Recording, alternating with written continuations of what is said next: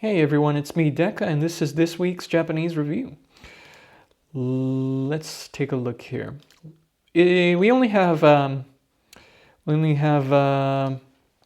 two more kanji until level 26, but level 25 has been more difficult than I expected. I've been having a pretty hard time with level 25, maybe because I've been feeling pretty tired lately. So you can see I got 99 mistakes on today's review. And our correct review percentage has been going down, so maybe I should take it slower a little bit. But I did a review last week of the ones that we learned before, like level 25 kanji. I did a review for those last week. So this week, tomorrow or 2 days from now, we're going to be starting level 26. So I think we should go through the level 26 kanji and see what we're going to learn. Yeah, let's do that. So the first one is footwear. This flag marks where people used to loiter until a black hole swallowed them up, leaving behind only their footwear. Imagine coming across this flag that memorializes the loiterers. You hear it flapping in the wind and wonder, why did a black hole appear so suddenly here? Those poor loiterers, sucked right out of their footwear. When you look closer, it turns out the loiterers had all been wearing footwear made out of reeds. It makes sense, since a loiterer's laid-back lifestyle is perfectly suited for reed footwear. Now take this rough reed footwear in your hands, caress it as if trying to conjure a genie out of a lamp, though your only wish is to know what happened here. Okay. Next one is sprain. When you hold out your fingers, a person and a second person and then a second person stomps them into the dirt, leaving you with a serious finger sprain. That wasn't very nice of either person, and now you feel awfully discouraged about things. Discouraged is sprain and discouraged are two meanings. Feel the throbbing pain in your sprained, dirt-covered fingers and imagine how intensely discouraged you are knowing that neither person who hurt you is going to face any consequences. Za. You show your sprain to a doctor and he tells you to go see a tsar, za, in your country. Only the tsar is the authority to treat a sprain of this severity. Once again, you face a crushing sense of discouragement. You'll never be able to afford the services of the tsar. It looks like you're just going to have to live with this finger sprain for the rest of your life. Okay. Then twist. Take your fingers now, put them on your foe's heart and twist. These are the words of your martial arts master as he teaches you his final ultimate technique, the fingered heart twister. No one can stop you now. Imagine how powerful you feel as you conquer dojo after dojo, using your bare fingers to twist the heart of any challenger who dares face you. What a twisted fiend you are. Neng. The last challenger to appear is your own master who taught you the twist technique. Turns out he's a Nendroid, Neng, so he doesn't even have a heart for you to twist. Well, you're screwed. Imagine the helplessness you'd feel facing him. Your master, who all along was a kind of plastic figurine called an Nendroid, is impervious to the twist technique he himself taught you. What a twist. Wipe. You're using your fingers to do something important for the ceremony's construction. What's really important for the ceremony's construction? Using your fingers. What's really important for this ceremony's construction? Using your fingers? Well, you wipe the floors. Hey, somebody has to do it. Wiping the floor is as important for any ceremony as all the other work that goes into it, right? Shoku. Now wipe these floors, you fool. Oh, fuku. Fu. No, not fuku, but fu. Now wipe these floors, you fool. Fu. Oh wow, sorry, not sure where that came from. Look, wiping floors for a living doesn't make anyone a fool. They're people just like you and me. Now hurry up. I want a nice sheen on these floors before the ceremony. Okay. Create. A scooter, you announce. You are announcing this because you decide this is what you would create. Imagine being a maker at a maker's contest. Each person has to announce loudly what they'll create. Then they have to create it. Then Zol. But a scooter has been created before. What is different about yours? The scooter you will create is specifically designed to keep zombies busy. Imagine the scooter you created with a zombie on it. It's a perfect place for the zombie to get stuck and scooted off into nowhere. Zo is the reading. Instruct. There are fingers reaching towards you, asking you to accept to instruct them. They're fingers of students, and you're the teacher. See them reach out for knowledge. They want to accept this knowledge into their hearts and brains. Instruct them. Picture yourself instructing a class full of knowledge-hungry little kids. They reach out their fingers to accept the truth you bring to them. Yes, I will instruct you, my dear students, you cry. I will instruct you on how to open a small juice box. That's right, these little kids need help learning how to open small juice boxes. Small because kids are small. Picture yourself instructing little kids how to punch the straw into small juice boxes. Hold it right side up. Don't squeeze it too hard. Don't punch it through the other side. No, don't bite the box. Instructing is hard. Seal. You take this comb, break off the handle, and use it to stamp your official seal of approval onto a document. It's kind of a messy marking process, but it gets the job done. Imagine breaking and bending a comb so you can use it to stamp your seal onto things. In. You need this seal to stay at an inn. All inns require official paperwork, so you had to improvise and make a seal on the fly. Hopefully the inn accepts this seal, or you aren't going to have a place to sleep tonight. It kind of looks like you dipped a comb in ink and pressed it around on some paper. Ing is the reading. Create. Warehouse and knife. In your warehouse, you use your knife to create. You keep old pieces of wood in your warehouse, and you use your knife to carve them into new things that only you could create. What do you create in your warehouse? Picture all the different things you could create in your mind. Soul is the reading. When you create, it's good for your soul. So it's so freezing, in fact, that when you get really into your creating, sometimes you'd swear your soul was floating a little bit outside of your body. But every time you notice, it sinks back down. When you create something, your soul is happy. It's good for you, you know. Journey. Loiter and master. You loiter around your master until he departs on a journey. You have a lot more freedom to do things after your master has departed, so until that time you just loiter about looking busy and staying out of his way. Picture yourself loitering around your master's fancy mansion. You're pretending to dust things off, but you're actually just waiting for him to depart on his journey. Finally it's time for your master's journey, and he calls to you and says, "You're the of the house now, the king. Take care of everything while I'm gone. Your master has departed, you are now the king." Okay, then contrast. Contrast is car and mix. Your new car doesn't mix well with the others. New car doesn't mix well with the other cars in your garage because its color is in stark contrast to the others. All of your other cars are pristine white in color, but this new car is a mix of lots of colors. It almost looks like a peacock or something. It's so colorful, such a contrast. Imagine this garage of yours with a sea of white cars. Now there's a new car that really sticks out like a sore thumb. Imagine yourself looking out over your cars and seeing this wacky car practically jumping out at you. Kaku. What did I say this car looks like? Oh, that's right, a peacock. Kaku. This car looks like a peacock. It's the color of a peacock, and you'll look like you're peacocking when you're out on the town driving it. It really is such a stark contrast to like every other car out there. See yourself driving around this peacock car, hear the engine purr as strangers jeer and yell at you. This sure does get a lot of attention, doesn't it? Droopy. This kanji comes straight from the droopy radical. What do droopy things do? They droop. Oh, and sometimes they dangle too. Don't let your spirit droop. Kanji can be tough to learn, but you're doing great. Sui. You know what's better when it droops a little? A swing. Those swings that the droopy rubber seats are so Those swings with the droopy rubber seats are so comfortable to sit on and dangle your legs off of, way better than the rigid wooden ones. Imagine setting your bum in a droopy rubber swing set. Feel it droop down a little lower as you put your weight into it and let your legs dangle.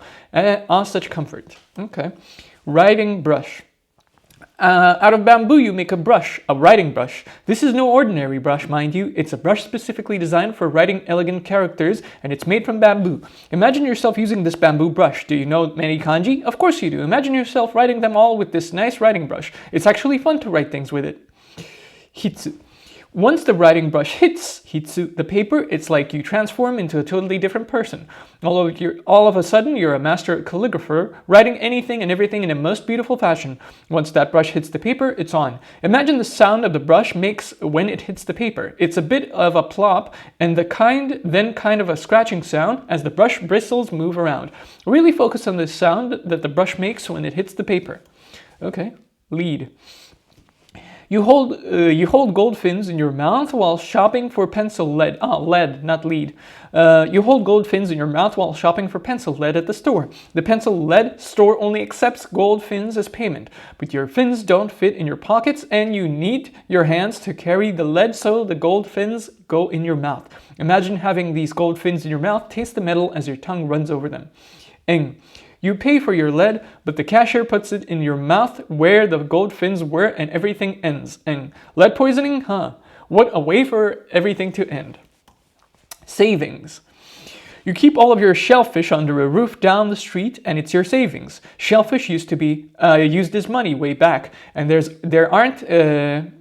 these aren't shellfish you're spending, they're ones you're saving up for later. Imagine walking down the street to deposit more shellfish into your special savings and gaze happily at the huge pile you keep far enough away that you aren't tempted to spend it. Cho is the reading. When you want to withdraw your savings, you force yourself to use chopsticks. Cho. To pick up the shellfish. They're especially slippery, hard to use chopsticks too. That way it's really hard to take too much out of your savings. Imagine trying to lift up a shellfish with a pair of smooth chopsticks. It slips right out. I guess that's good. I guess that's good though, because it's savings for a reason. You shouldn't be spending it. Circumstance. Old and winter. The old winter is to blame for today's circumstance. It is the reason things are bad now. Imagine a poor, broken town, and imagine the mayor of a town telling their people that things are bad because of that bad old winter. It's to blame for our circumstance, he yells. Ko. In reality, the circumstance was actually caused by a single ko, though, child. This kid went through destroying everything in their path. Imagine your kid character walking through town using their superpowers to destroy buildings and rot food. Hinder. Building and chapter. There's a building standing in the way of the next chapter in your life, and it's hindering you. It's not like you couldn't find it another way around, but it's definitely inconvenient. Picture this huge, tall building standing directly in the way. You peer around the other side, and there's a book floating in the air that says Chapter 5, Success and Happiness. Dang, you really want to get over there to that part of your life. Sho is the reading. Someone put this building here specifically to hinder you. They know you were close to the next chapter of your life, and they wanted to hinder you really good. And there they are, sitting on a throne smirking. It's the shogun. Sho is the reading. The shogun wants to hinder you. The shogun wants to hinder you and your life. He wants you to have to work harder so you become better, faster, and stronger than anyone else. Hindering you is his way of making sure you don't take the easy way out in life. Obey. If you see some entity loitering with horns on its head atop your coat rack, you should probably obey it and accompany it wherever it leads you. First of all, this could be really fun. Second of all, if this entity is a demon or something, you should really just obey it or it might curse you. What's the worst that could happen? Ju. If you obey the horned entity atop your coat rack, you'll end up with a ton of jewels. Ju. Pledging to obey and accompany a mysterious horned entity who lavishes jewels upon you definitely seems like a good decision. Not sketchy at all. I. Ego. I. Your ego, it's totally out of control. I mean, my ego isn't out of control. I'm the greatest. That's me. But your ego, so out of control, unlike my amazing ego. Just keep going with this sentence about the ego. You can't stop because really it's your ego that's out of control. That's why I when you're saying it. That's I when you're saying it. Ga. I am the greatest in the world. I'm no baby like you. That's why a baby who says ga ga ga ga ga, you're just destroying the ego. A baby who says ga ga ga ga, you're just destroying the ego of that other guy. Why, you ask? Because I am the boss here and you are the baby. Ego things. Fierce. A tsunami that is white, traveling in the direction of winter, is a fierce and violent force of nature. This white tsunami is chasing after winter, and that's why the tsunami is white. It's a winter tsunami. It's the most fierce and most violent kind of tsunami in existence. Imagine this white tsunami more violent and fierce than any other tsunami you've ever seen, coming towards you. It's very frightening. Feel the cold wetness it brings to your skin. Okay. Geki is the reading. The tsunami is too fierce, too violent, and before you realize what's happening, Geki, your beloved Gecko, is lifted up and carried off into the air. Geki, you scream in horror as he's thrown about by the fierce winter tsunami. You have to close your eyes. You can't watch Geki go. Oh, that's really sad. Encourage. The cliff of 10,000 power is where you go if you want to be encouraged. If you can go to the top of the cliff, it will use its 10,000 power to encourage you. Lei. When you get there, it does encourage you. The cliff says, hey, I encourage you to buy a ray gun. A cliff is encouraging you to buy a ray gun for some reason. This is not the encouragement you expected, but it is encouragement nonetheless. You go back down the cliff and immediately buy a ray gun. Chastise. Say in measurement. They say using a measurement device like a ruler is a good way to chastise someone. They do something bad, chastise them by slapping their wrists, their feet, their eyes, ears, anything. They say something out of turn, chastise them. Imagine being chastised with a measurement device. Think of how horrible it would be getting hit on your knuckles, your nose, or the back of your head. It would be awful. Imagine this experience. To. You're being chastised because you tried something in English. Tokyo. Because you tried, you're being chastised because you tried to say something in English in Tokyo. To is the reading. Everyone around you slowly turned around, eyes aflame and rulers in hand, ready to chastise you for uttering those forbidden words. How could you say something in English while you're in Tokyo? After you went to all the trouble to learn all this kanji in Japanese. Geez, we almost think you deserve to be chastised. Mail.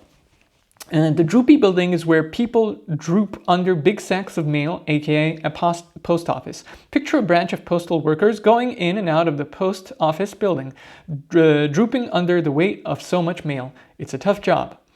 Because it's such a physically demanding job, all the mail carriers in the post office are youths. Only the youths can handle this kind of heavy mailbag lifting, I guess. Imagine all these droopy youths showing up for the morning shift to pay their way through college as mail carriers. You were one of them once. Okay, needle.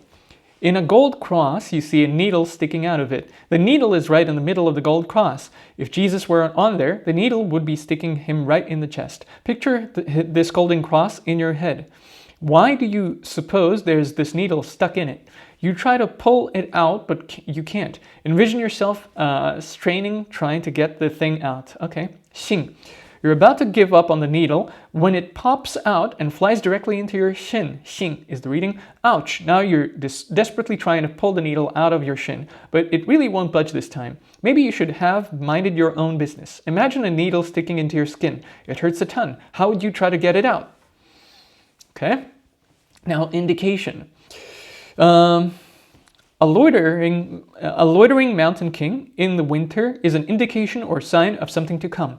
We won't focus too much on what the indication sign actually is, though, because it will take away from the indication part, which we want to remember. So focus on the fact that this is some kind of indication that's important. But you don't know what the indication means or is, because we'll use that when the reading, with the reading. Okay.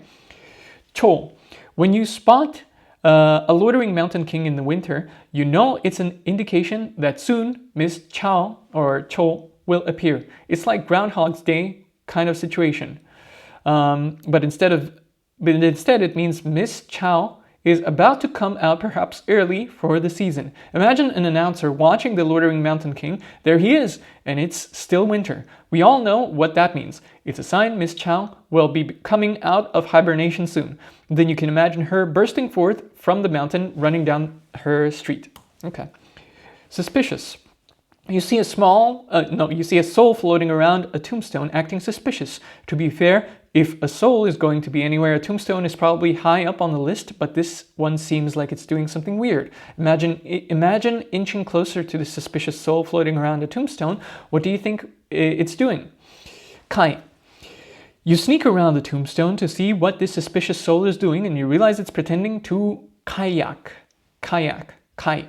The soul is sitting behind the tombstone in a small kayak, moving its arms like it's rowing through water. Even more suspicious, the soul seems to be holding a kettle. Considering the soul is already dead, this doesn't seem like something it will need. Picture a suspicious kettle-holding kayaking soul. The afterlife must be more interesting than you thought. Beast. On the grass near a rice paddy sits a creeper that is some sort of a dog beast, a vicious animal. This creeper isn't just a normal dog. It's more beast-like, more like a feral animal than a domesticated pet. Picture this beast creeping low to the ground in the grass around the rice paddy. It's got its eyes on you. Uh-oh. The beast is guarding its precious jewels, which it buried in the grass or the rice paddy somewhere. If you don't want the beast to think you are coming to steal those jewels, you better keep your distance. All beasts have something they are trying to protect. In this case, it's some beastly jewels. Cake. You take some flowers and some fruit and you make a cake out of it. It's a very nice looking flavorful cake. The fruit makes it taste great, and the flowers make for great cake decorations. Look at this cake you have made. It's majestic. Now taste some of it. It's one great tasting cake. Imagine yourself eating the best cake in all of ever. Okay, ka. You're standing back admiring your cake when you hear a car, engine, revving, and before you know it, your cake has been run over. The car came out of nowhere and ran your cake right over, spraying fruitcake bits and flour all over the place. Stupid car. Hear the roar of that car engine as you get splattered in the face with the cake. Wipe it off your face just in time to see the car speeding off into the distance. Also recall that this kanji shares a reading with the similar kanji ka, right? Tongue. No, tongue, not tongue. It is ka. Okay, ka. River. During a tsunami, your lip ring is ripped off while you're trying to cross a river. Where there was no other path to safety, you had to cross the ravaging river, but you lost your footing and smashed your face on a rock and lost your lip ring. Imagine how powerful this would be, having your lip ring ripped off from your lip. It would hurt a lot. Touch your lip and imagine missing half of it. Yikes. Ka. But why were you trying to cross a river anyway? Well, your car was on the other side of it, and you figured if you could get to your car, you could outrun the tsunami and be safe. Too bad you fell and ripped out your lip ring, though. Imagine yourself fording the river, all wet and cold from the water, keeping your eyes on your car. You move slowly across. Look at the car. Look at it. Shake. You're trying to use your fingers to cause a landslide, so you have to shake the earth. You probably won't succeed, but the best you can do is to shake your hands on the dirt as hard as you can. It looks like you're trying to wave at the ground now. Imagine shaking your fingers at the dirt. Do you think you can shake the dirt hard enough to cause a landslide? Spoilers, no. Xing. You think you finally get the earth to shake, but when you look down, it's just your shins. Xing. Darn your shins. I thought I made some progress. Hey, wait, why won't you stop? Imagine your shins shaking, your hands are waving, and they won't stop. No, you shouldn't have tried to start a landslide. This was a bad idea. Sweat. The tsunami going down your dry face is just sweat. Sweat really does feel like a tsunami though. Wow, it's dry and hot out right now. Ase. The sweat isn't just on your face, it's also dripping down your ass. Ase, this is funny. The one place you wish sweat wouldn't go, but somehow it actually always does, the ass. Okay. Again. Under the ground, a head covered in dirt emerges. Again, it's not the first time you've seen this buried head, nor is it the last. This dirt-covered head hides beneath the ground wherever you go and keeps popping up to scare you again and again. Picture the dirt-covered head popping up again and again. How can it move under the ground like that if it's just a head? You decide to get closer this time, and for once it speaks. Get me out of the ground! Sight. The dirt-covered head asks for help again, and you've only got a saw. So you just start digging with it, scraping the dirt away until you see this head has the body of a cyborg. Imagine how dirty you and your saw are after all of this. At least you could help this cyborg with your saw. Thanks again, it says, then runs off shaking the dirt out of its hair. Okay, the cyborg has hair. Interesting. Adjoin. Your fingers touch as you stand with a woman and adjoin yourselves. You're united you are one. Look around you. Other women are joining their fingers and standing with you. There's hundreds, no thousands of you standing together. Setsu. All the women join in sets, setsu, sets of 2 of course, one woman with another woman standing in unison. Picture a bunch of women standing together, they're holding hands in sets, joined together. Okay. Alone. Alone. There once was an animal with an insect friend who felt very alone unless he was around. An animal and an insect are an unlikely pairing, but these two get along delightfully and hate to be alone without each other. Imagine this animal and this insect. Let's say it's a flea and a dog. Imagine them going everywhere together. To the park, getting ice cream, even the drive in the movie theater. They're inseparable. Doku.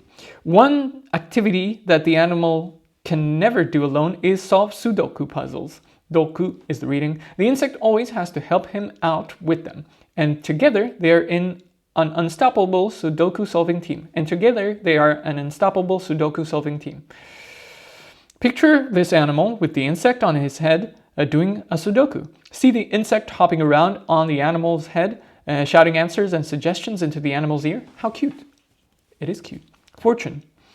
The fortune radical and the fortune kanji are exactly the same. This can also mean occupy. Maybe because learning your fortune shows you how you're going to occupy your life, or how it will occupy you.